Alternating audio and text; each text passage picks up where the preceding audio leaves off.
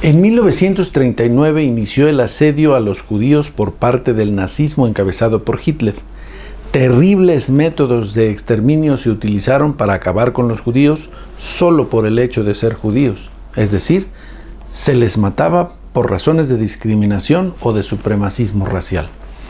Dos factores inhumanos se dieron a conocer en la historia. Uno, la realización de los famosos guetos, es decir, barrios donde se establecían los judíos confinados, separados de los demás. Y dos, los campos de concentración, donde se cometieron las más terribles atrocidades que pueda el ser humano imaginarse. Se sabe, por ejemplo, que en algunos campos de concentración experimentaron los científicos nazistas alemanes con los judíos para determinar, por ejemplo, la capacidad de resistencia del cuerpo humano a las torturas, a los dolores. De la grasa de los judíos se hacía jabón. Antes de matarlos, les quitaban todo, los dientes de oro, joyas que traían y todo lo que pudieran mostrar o traer, por ejemplo, escondido. Innovaron los alemanes en acciones de crueldad, porque inventaron, por ejemplo, las cámaras de gases para matar masivamente a los judíos, así como los hornos crematorios industriales para desaparecer sus cuerpos. De esta forma, se ahorraban balas para matar.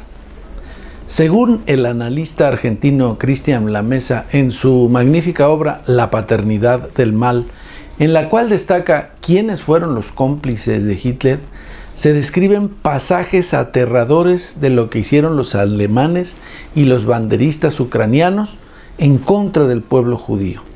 Por ejemplo, la masacre de Babi Yar a las afueras de Kiev, abro comillas, donde asesinaron entre 100,000 y 150,000 judíos ucranianos, buscaban infundir el mayor terror posible en sus víctimas y en quienes fueran testigos de estos actos.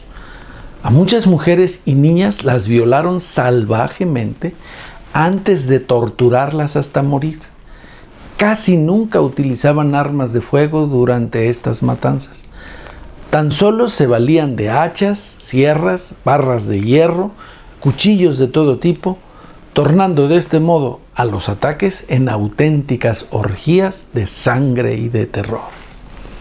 Cierro comillas. Ahora bien, como resultado de este genocidio después de la derrota de los nazis, que el pueblo ruso logró a un altísimo costo de 27 millones de vidas, y después del fin de la Segunda Guerra Mundial, la Organización de las Naciones Unidas, el 29 de noviembre de 1947, acordó la conformación del Estado de Israel para el pueblo judío, pero en tierras que ya estaban habitadas por el pueblo palestino.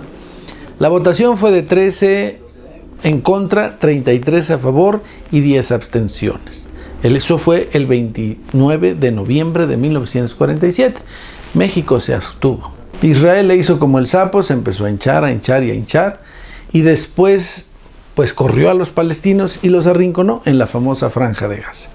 Después de tantas vejaciones de los israelíes en contra de los árabes de Palestina, de ser tratados como antes los judíos fueron tratados por los nazis, resulta que Hamas, una organización de liberación palestina, organizó un ataque que, según muchísimos analistas, pudo ser sofocado con antelación y pudo ser evitado, y para muchos incluso resulta sospechosa la falta de información de uno de los sistemas de inteligencia más avanzados del planeta, el famoso Mossad. Si no sabían que iba a pasar el ataque de Hamas, malo, pero si sabían y no hicieron nada, peor. Yo creo esto último. Debían de tener entonces una coartada para poder hacer los israelíes lo que están haciendo hoy a través de su ejército. Antes que todo, creo que también vale la pena señalar que Rusia había denunciado que Ucrania estaba proporcionando armas a Hamas. ¿Estarían de acuerdo los ucranianos con los israelitas para que ese ataque se perpetrara y sirviera de pretexto para la masacre que hoy el ejército israelí está haciendo contra el pueblo palestino? No lo puedo confirmar, pero no sería remoto. El presidente ruso Vladimir Putin, en el portal RT, con fecha 15 de octubre de 2023, ha comparado el sitio de Gaza hoy por el ejército israelí con el cerco a Leningrado por los fascistas alemanes y lo calificó de inaceptable. La misma ONU, por ejemplo, ha puesto de relieve estos excesos del ejército israelí y muchos analistas coinciden en que se trata de una respuesta totalmente desproporcionada al ataque de una organización respecto a la devastación de una población.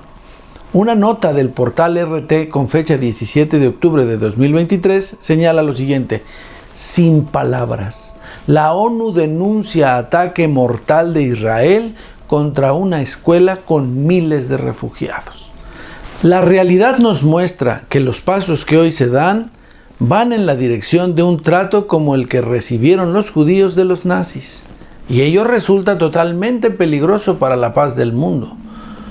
Los castigados antes por el nazismo son los nazistas que hoy castigan a un pueblo, el palestino, solo por el hecho de ser árabes y no judíos. Debemos entonces condenar y oponernos a un nuevo holocausto, pero ahora en contra del pueblo palestino, y debemos pronunciarnos por un mundo en paz, libre de supremacismos, multipolar, equilibrado y mejor para todo. Muchas gracias, compañeros antorchistas, amigos y amigas.